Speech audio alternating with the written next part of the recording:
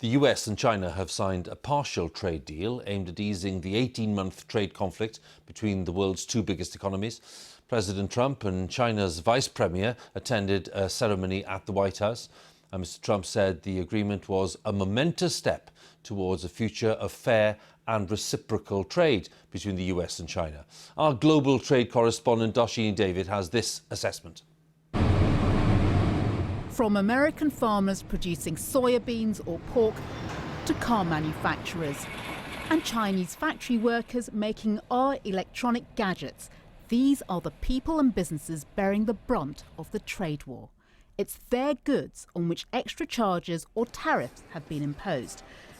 And those costs have added over $800 to the average American family's annual bills, and according to one estimate, cost up to 300,000 US jobs. With the pain mounting for those the trade dispute was meant to help, President Trump has agreed a truce. Today we take a momentous step, one that has never been taken before with China, toward a future of fair and reciprocal trade as we sign phase one of the historic trade deal between the United States and China. The relief may be mutual. The Chinese people have seen their incomes grow at the slowest rate in 3 decades, in the face of the war triggered by President Trump to protect American jobs and companies from what he viewed as unfair competition.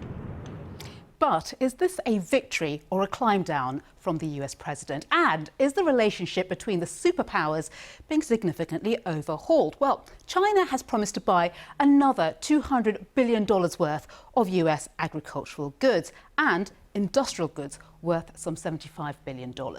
But will it actually keep to those promises? In return, the US is halving its tariffs or import taxes on $120 billion worth of Chinese goods. But it will continue to levy 25% tariffs on products worth another $250 billion. Meanwhile, President Trump's biggest and thorniest complaint, that China unfairly subsidises its industries, has not been resolved, and it's unlikely to be anytime soon. But it'll take a number of months for us to see how the agreement's working out in practice. And then with respect to the remaining issues that are supposed to be in phase two, I think that's frankly going to take quite a long time because I think our governments are still very far apart. With an American election looming, this ceasefire may be as much political as economic. President Trump's yet to achieve his ambition of rewriting the trade rulebook. Those hoping that the UK and America can forge a mutually beneficial relationship after Brexit will be watching closely. Dharshini David, BBC News.